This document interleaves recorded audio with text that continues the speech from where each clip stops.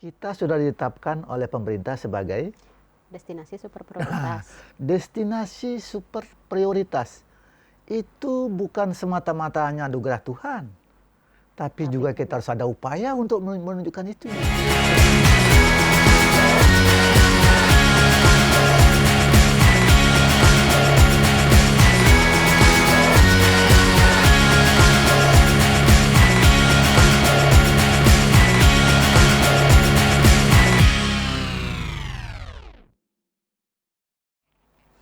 Halo Tribuner, senang sekali saya Lailatul Niam kembali menjumpai Anda dalam program Bincang Tribunlombok.com hari ini. Saya kalau berbicara tentang pariwisata di Nusa Tenggara Barat ini menjadi topik yang cukup antusias saya obrolkan, dan seperti yang kita tahu NTB ini menjadi salah satu wisata destinasi super prioritas, dan kemarin kalau Tribuners tahu Pulau Lombok itu masuk ke dalam top 5 atau 5 besar wisata alam terbaik di dunia.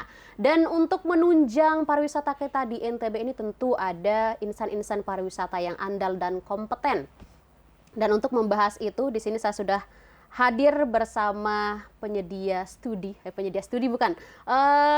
wadah studi pariwisata di NTB. Ini ada STP Mataram, Sekolah Tinggi Pariwisata Mataram, dan di sini sudah hadir Ketua STP Mataram, Bapak Dr. Halus Mandala M. Hum.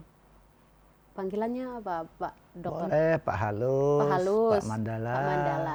Pak Halus saja ya? Boleh. Seperti tutur katanya halus. Pak Halus, ini kan kita sebelum itu Pak Halus, terima kasih sudah hadir di program kita Bincang Tribunlombok.com. Sehat Pak Halus? Sehat. Luar biasa ya. Senyum terus Pak Halus. Sesuai dengan ini ya. Orang pariwisata itu selalu senyum. Memang sebaiknya. Seyogianya demikian. Oke. Saya akan mengikuti Pak Halus, selalu tersenyum, ramah, santun. Seperti itu Pak Halus ya. Siap. Pak Halus, ini kan kita di NTB sedang gencar-gencarnya pariwisata kita berkembang pesat ya. Nah, saya pengen tahu dari Pak Halus nih, seiring dengan perkembangannya kita pariwisata di NTB, apakah minat sekolah wisata orang-orang di NTB ini meningkat atau malah biasa-biasa aja? Baik, terima kasih Tribuners dimanapun berada. Ya. Assalamualaikum warahmatullahi wabarakatuh. Waalaikumsalam warahmatullahi wabarakatuh. Bersama saya Halus Mandala. Ya, saya ingin memberikan gambaran sesuai dengan harapan dari Mbak Niam yang menanyakan soal gimana sih minat masyarakat terhadap studi pariwisata seiring dengan perkembangan pariwisata di NTB. Ya. Untuk maklum, saya perlu jelaskan, ada 7 perguruan tinggi di NTB yang menyiapkan bidang studi pariwisata. Betul. Dan semua perguruan tinggi itu, 7 itu terpenuhi. Artinya, animo masyarakat kita dalam hal minat untuk belajar pariwisata cukup tinggi. Yang berikutnya, saya merasa bangga dengan anak-anak muda saat ini yang ternyata di mana tahun 2019 COVID-19, 2020, 2021 pariwisata melemah.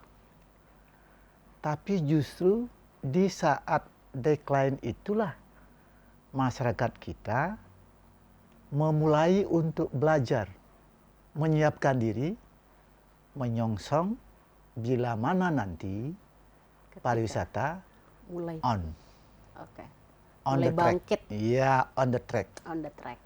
Artinya apa? Masyarakat kita itu pintar melihat peluang.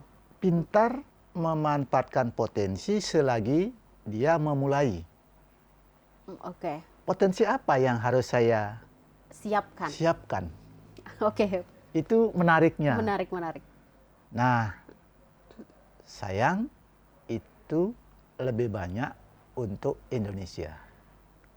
Oke. bukan di NTB ini kita. Saya kan belum mengatakan itu Oke, ya. belum. Itu untuk Jadi Indonesia. seperti itu. NTB sendiri. Apa buktinya?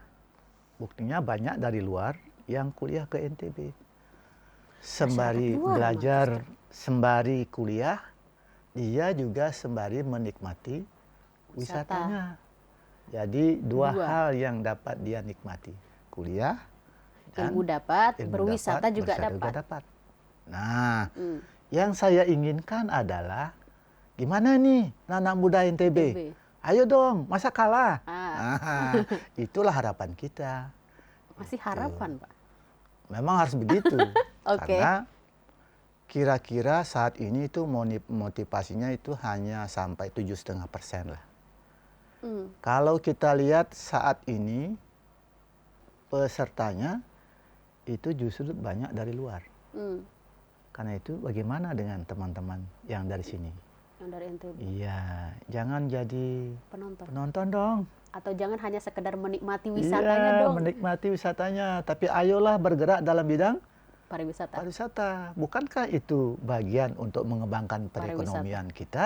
Betul. Bukan hanya soal pariwisata, Ah. tapi soal peningkatan perekonomian dan meningkatkan kesejahteraan. Atau barangkali Iya. Pak Halus, Iya. mungkin anak-anak muda kita di NTB masih banyak yang belum tahu tentang potensi wisata untuk membuat dia lebih berkembang, atau kesuksesan itu belum ada di pariwisata.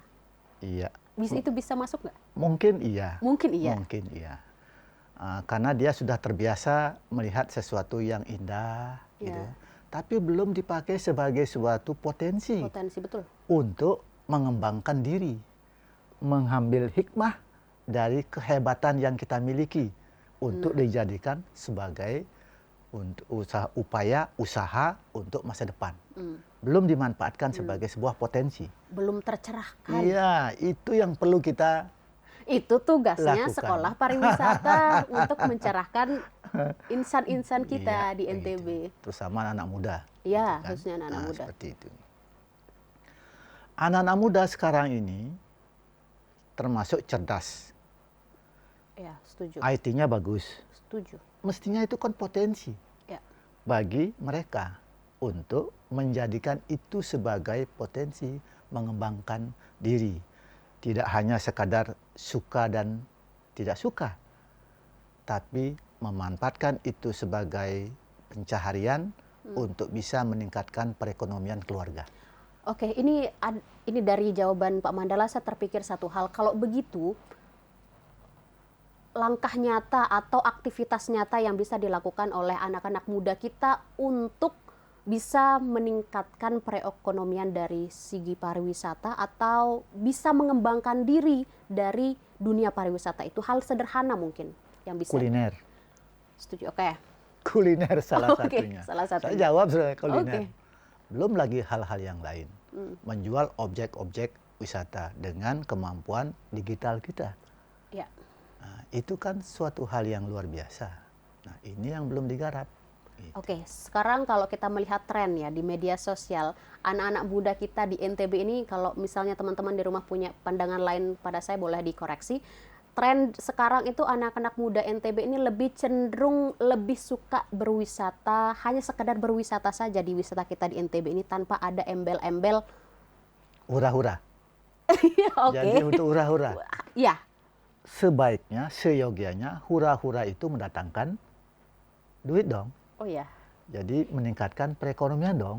Jangan Oke. hanya sekadar hura-hura. hura-hura. Boleh, bagus hura-hura, tapi manfaatkan hura-hura itu untuk menghadirkan duit dong. Untuk meningkatkan masa depan yang lebih baik. Oke, Bantulah pendapatan orang tua setuju. sesuai dengan kapasitas kita. Oke. Itu. Ini menarik sih. Ini minat kita di NTB ini belum dijelasin nih Pak Halus. Minat kita di NTB masih kurang, tapi tadi dijelaskan secara umum.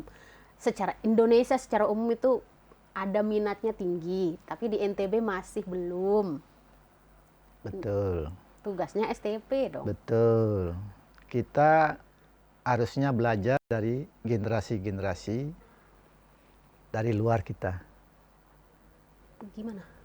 Dari Contoh Jawa, Bali, begitu mendengar pariwisata itu dimanfaatkan luar biasa untuk itu. Dia mencari kampus-kampus untuk siap ke luar negeri, berani membayar mahal untuk itu, sehingga begitu dia tamat dia siap pergi ke kapal pesiar, pergi ke hotel-hotel di luar. Karena di situ jauh lebih tinggi penghasilannya. Tidak berarti bahwa di dalam tidak bagus. Tentu saja itu potensi. Nah, ini yang perlu digalakkan buat anak-anak muda.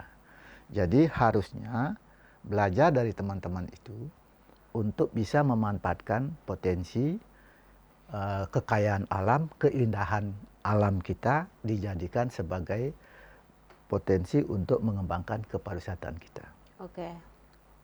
Harusnya begitu. Begitu. Dan marilah kita sama-sama dari kita dan mulai saat ini. Jangan menunggu di hari yang nanti kemudian di mana orang nanti sudah capek di sana, sudah kaya, kita baru memulai. Nah, ini yang perlu dipahami oleh anak-anak muda. Ayo kita mulai dan bangkit dari kita, oleh kita, mulai saat ini. Untuk kita tentunya. Iya. STP sekarang sebagai penyedia studi pariwisata, di STP sekarang ada berapa prodi, Pak, jurusan? Kalau prodi ada diploma 1 diploma atau setara dengan diploma vocational training, setara dengan diploma 1. Ada diploma 3 dan ada S1 pariwisata. S1 pariwisata. Iya. S1 pariwisata itu menawarkan manajemen hospitality, kemudian menawarkan juga guru pariwisata. Karena saat ini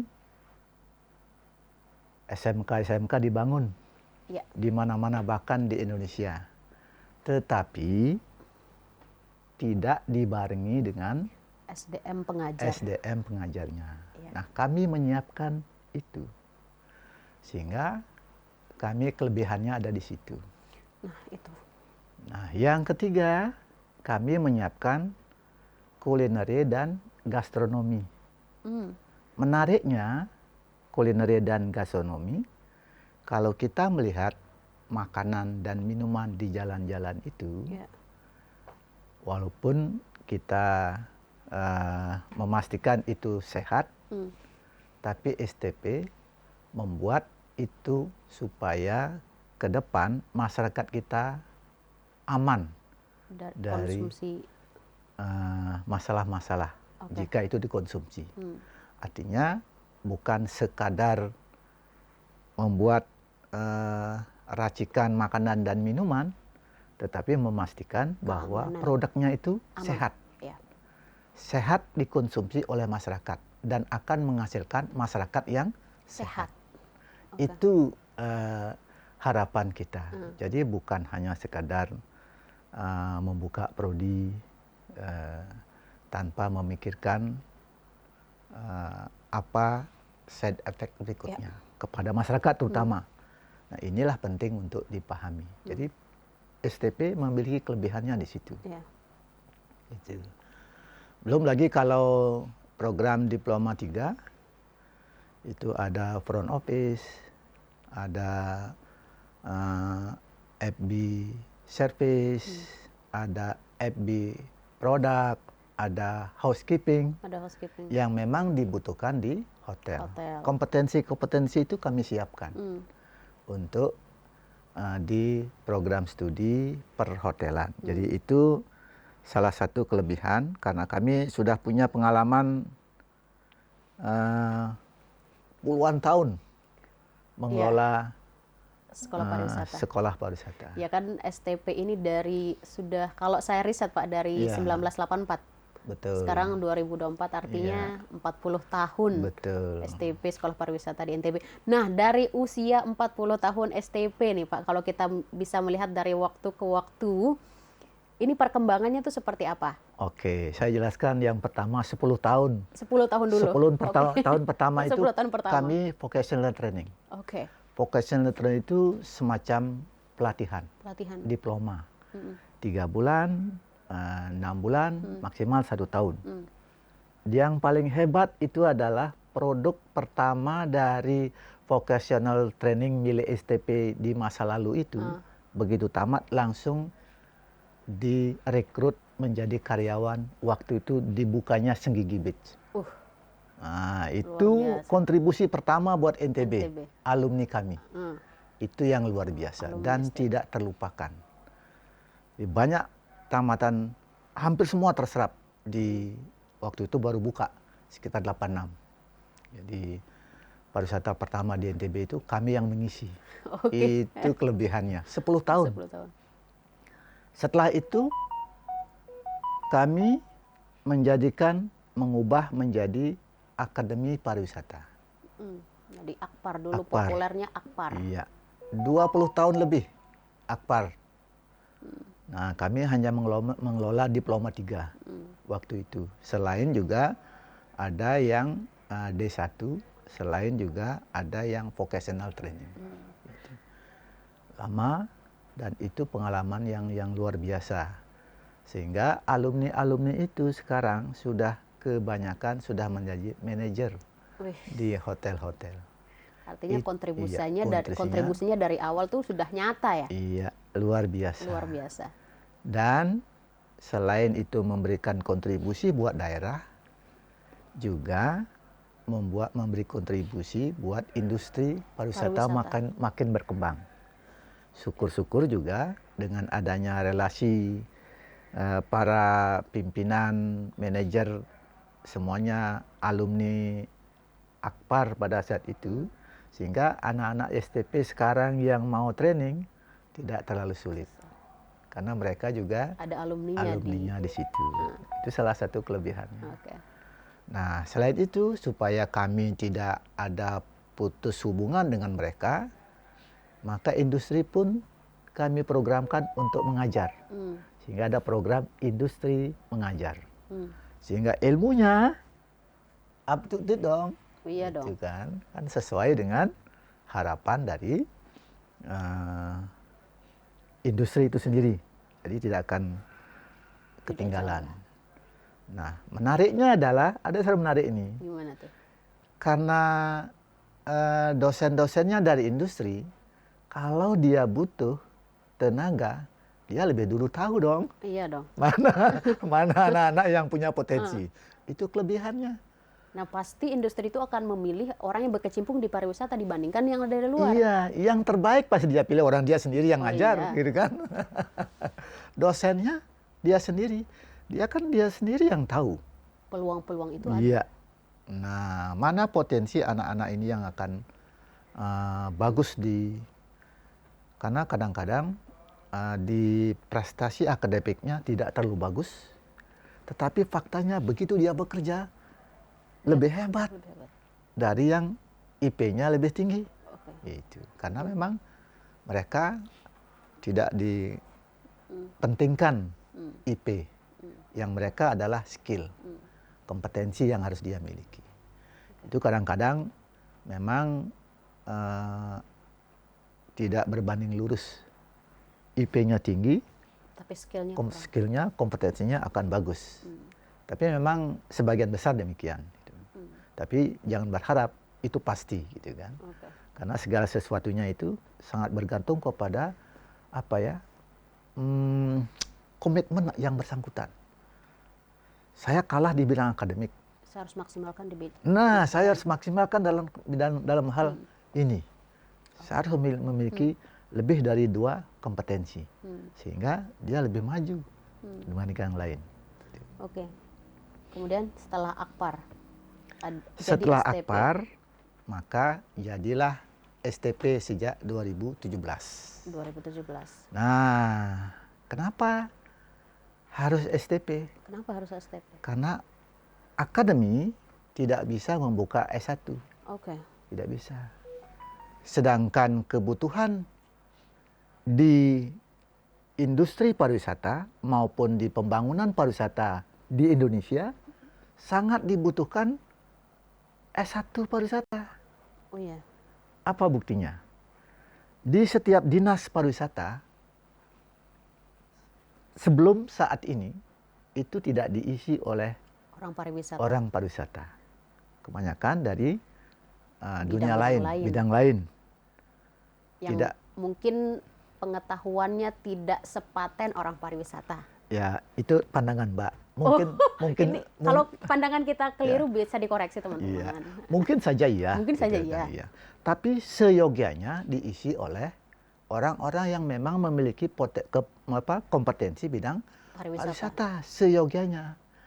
Nah, yang kedua, selain di dinas-dinas pariwisata itu tidak diisi oleh orang-orang pariwisata, pemerintah di Indonesia dengan program SMK-nya di mana-mana, kelemahannya terletak pada SDM bidang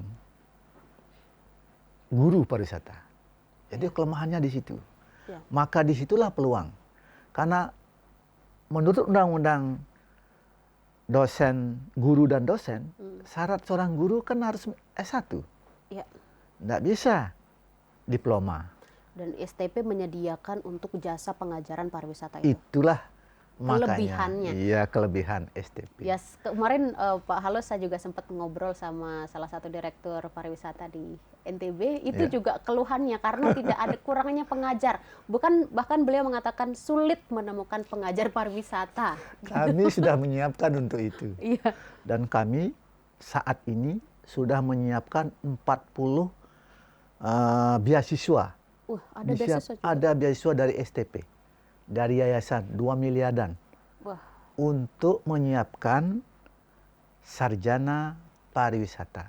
Itu kami undang SMK-SMK yang memiliki anak didik bagus. Silakan sekolahkan di STP, kami bayari. Kami didik dan kami sudah menyiapkan dan hampir tahun depan ini akan lulus 40 calon guru pariwisata dan itu gratis. Itu kami biayai. STP. Luar biasa yayasan kami itu berani menggelontorkan dana sampai 2 miliar untuk menyiapkan anak-anak siap menjadi guru, membantu pemerintah NTB. Ini menarik. Untuk menyiapkan guru pariwisata. Ini menurut saya ini saya baru tahu Pak Halus, ini ada studi pengajar pariwisata. Iya. Saya baru tahu loh Pak Halus, ini gitu ilmu baru. Iya. Iya. Saya kira orang yang berkecimpung yang sebagai pengajar pariwisata ini orang yang sudah punya pengalaman banyak di pariwisata bisa mengajar, tetapi memang harus ada undang-undang menggariskan harus sarjana. Iya, S1. itu. Nah, tapi kan ini gaung studi pengajar pariwisata itu kayaknya belum populer lah.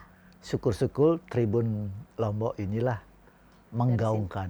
Makanya Tribuners yang ingin jadi pengajar pariwisata di STP, ingin belajar pariwisata di STP. Gimana Pak Halus? Setuju. Setuju.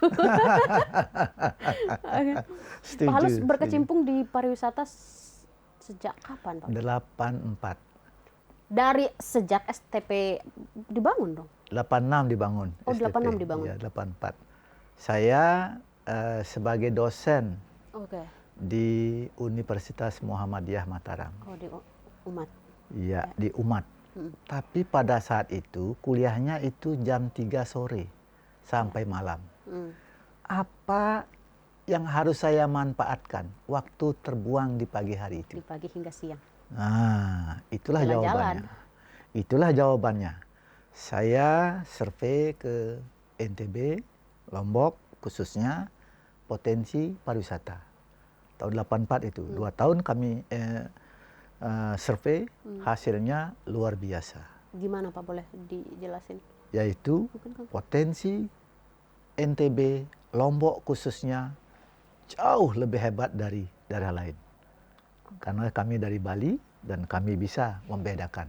Ini potensi ke depan pasti luar biasa. Sejak itulah saya mempromosikan pariwisata di NTB. Sejak itu kami dari sekolah ke sekolah, dari barat sampai ke timur, kami setiap tahun mempromosikan untuk anak-anak muda siap menyongsong pariwisata di masa depan. Sejak 84. Tapi tahun 84 itu pariwisata mungkin belum jauh, masih jauh. Masih belum ya, apa-apanya jauh. kalau kita masih sebut jauh. dengan Bali ya Pak ya? Iya. Jauh. 86 lah kami baru ada geliat itu. Itu yang saya bilang tadi, pariwisata pertama, destinasi dibuka pertama Senggigi itu, langsung alumni kami direkrut. Pengisi itu. Kan itu yang luar biasa membanggakan lah waktu itu. Tapi kan beda saat ini. Sekarang ini sudah banyak lah perguruan tinggi menyiapkan pariwisata. Tapi kami memang sejak itu sudah berkecimpung dalam bidang itu. Oke. Ini kan mahasiswanya sekarang berapa Pak Alus? Ya 1.200-an lah. Oh, banyak tuh. Enggak juga sih, Enggak biasa.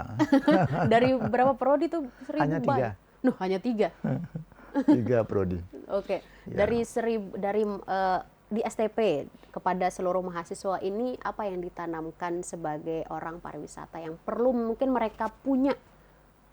Apa? Yang pertama, hospitality. Hospitality. Jadi jangan lupa senyum, sapa, ramah itu pastikan harus begitu. Senyum, sapa, harus tunjukkan itu. Okay. Nah, yang kedua, dia harus memiliki attitude yang kuat, jujur. Nah, ini yang utama sekali nih, jujur. Kejujuran itu penting di hotel. Karena tamu begitu luar biasa banyaknya, banyak sesuatu yang dengan mudah dapat kita lihat itu. Karena itu jangan sampai tergoda untuk itu. Jadi jujur. Yang kedua harus attitude yang tadi, sikap. Jadi sikap itu harus siap memberikan layanan terbaik. Layanan terbaik. Jadi selain senyum, tugas kita bukan hanya senyum sapa saja, tetapi juga memberikan layanan yang terbaik. Nah, setidak-tidaknya mahasiswa harus memiliki 2 kompetensi. Pertama, ya, harus memiliki 2 kompetensi apapun. Karena jika tenaga di hotel tidak cukup, maka dia bisa merangkap. Dibutuhkan ini, kompetensi ini dibutuhkan.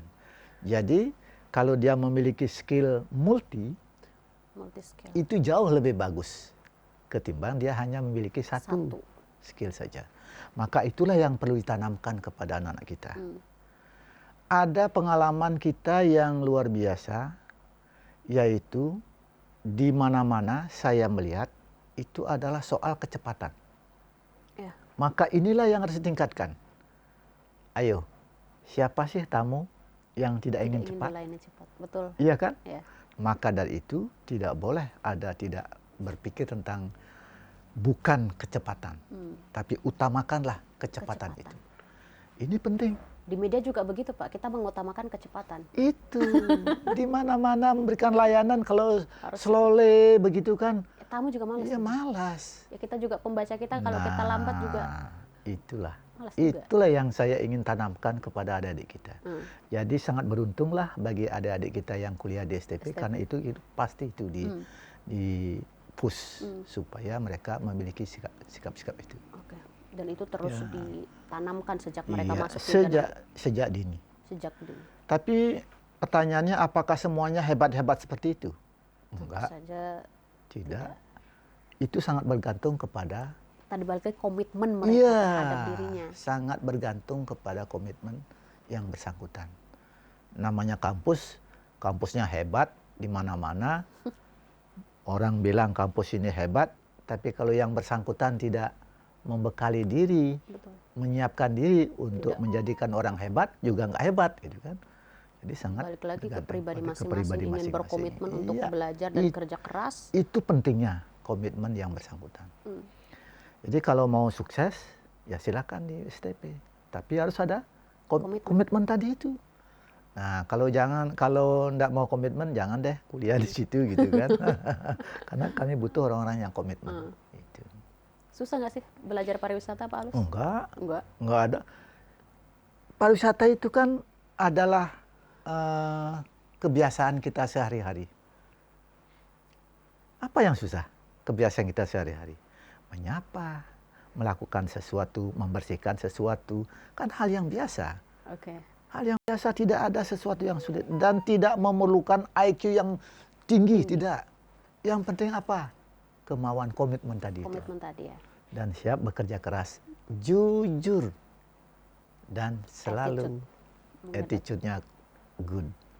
Ada 3 hal. Ini menarik. Menarik. Iya. Ini menarik sekali sih kalau berbicara tentang pariwisata dan hal-hal yang ada di dalam studi pariwisata seperti yang tadi Pak Halus bilang tadi ya. Pak Halus, kita ini masih tentang NTB sih. Saya masih ingin tahu, penasaran gitu. Ini sebagai pakar pariwisata, barangkali ke depan 5 tahun atau 10 tahun ke depan masyarakat kita di NTB ini geliatnya atau girohnya terhadap pariwisata itu akan meningkat. Pasti meningkat. Pasti meningkat. Oke, pasti. Pasti meningkat. Kenapa? Kenapa? Kita sudah ditetapkan oleh pemerintah sebagai destinasi super prioritas. Destinasi super prioritas. Itu bukan semata-mata hanya anugerah Tuhan. Tapi juga kita harus ada upaya untuk menunjukkan itu. Mewujudkan itu. Bagaimana kalau pemerintah hanya menyiapkan lalu kita sia-siakan? Tapi SDM-nya tidak diperhatikan. Nah, SDM tidak segera bangkit untuk mengejar ketertinggalan. Jangan sampai kalah dong dengan SDM lain. Dan saya yakin anak muda sekarang pasti sudah mulai sadar pariwisata. Nggak mau dong dia tinggal diam. Dan pasti dia akan berusaha untuk itu. Dan saya yakin itu. Setuju.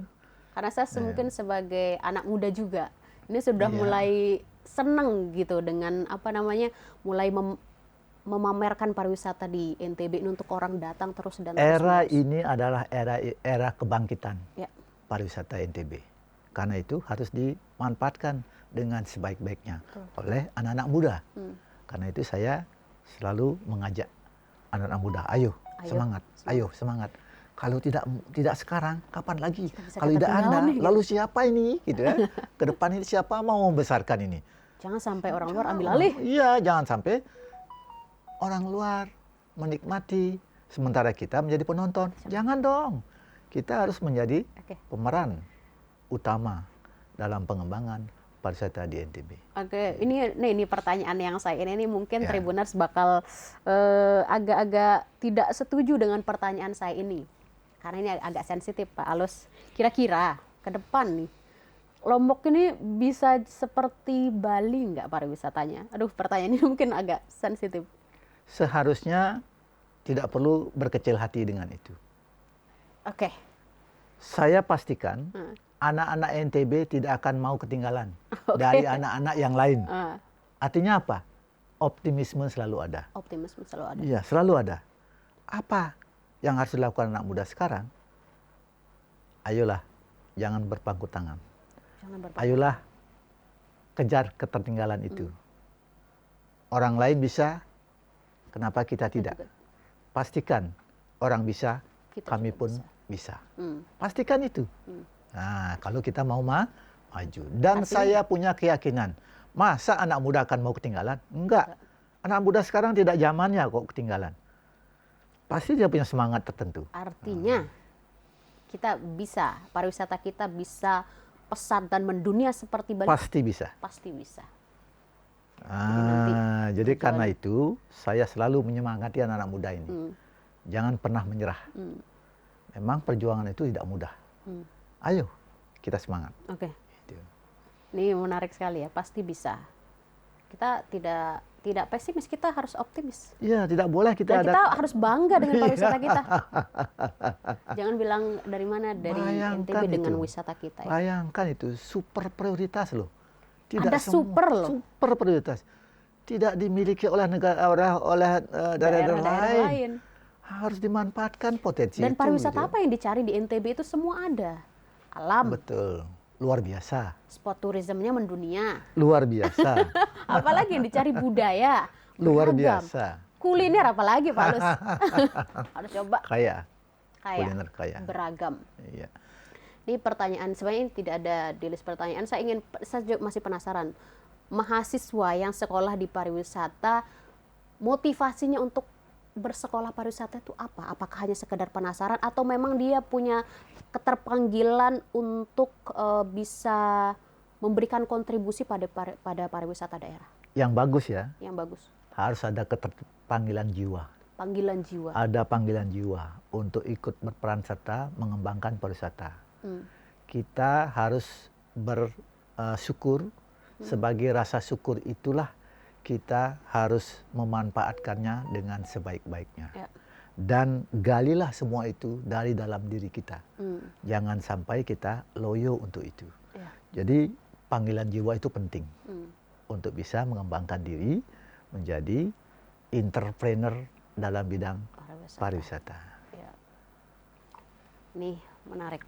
Oke, terakhir Pak Alus, ini bincang kita kayaknya sudah 30 hingga 40 menit kita berbincang, nggak terasa Pak Alus ya. Ini seru banget. Pak Alus, terakhir ini pertanyaan, bukan pertanyaan tapi mungkin lebih ke bukan nasihat apa ya, ajakan mungkin kepada Tribuners atau masyarakat NTB Indonesia secara luas untuk lebih memperhatikan pariwisata kita, agar pariwisata kita ini terus lebih dikenal oleh dunia, berkembang, terus melesat dengan luar biasa. Pak Alus, boleh? Baik, para Tribuners dimanapun berada, saya mengajak saudara-saudara dimanapun berada untuk mari kita bersama-sama membangun pariwisata itu dengan baik. Tunjukkan kepada dunia bahwa NTB khususnya Indonesia memiliki potensi yang tidak kalah dengan negara-negara lain. Dan kita harus mewujudkannya itu. Kalau kita tidak bangga dengan ini, lalu apa yang dapat kita lakukan selain itu?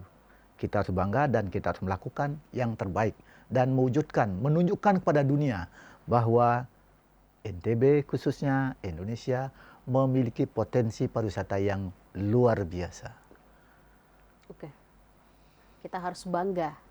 Harus bangga. Harus bangga dengan kekayaan alam kita dan pariwisata kita.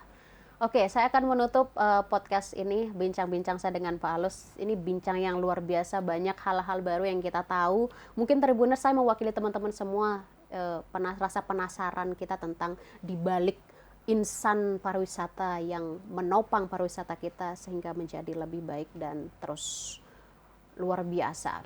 Ada kesimpulan saya begini Tribuners, tadi yang seperti yang Pak Alus bilang, saya hanya mengulangi. Orang pariwisata itu harus memiliki tiga karakter ya tadi ya. Yang pertama itu harus memiliki sifat hospitality, yang kedua attitude yang bagus, dan yang ketiga adalah memiliki skill. Kompetensi yang bagus. Itu adalah modal awal untuk memberikan kontribusi pada pariwisata kita di Nusa Tenggara Barat ini. Oke, saya akhiri. Saya Lailatul Niam dan di sini ada Pak Alus, pamit undur diri. Pak Alus, sampai jumpa. Wassalamualaikum warahmatullahi wabarakatuh. Waalaikumsalam.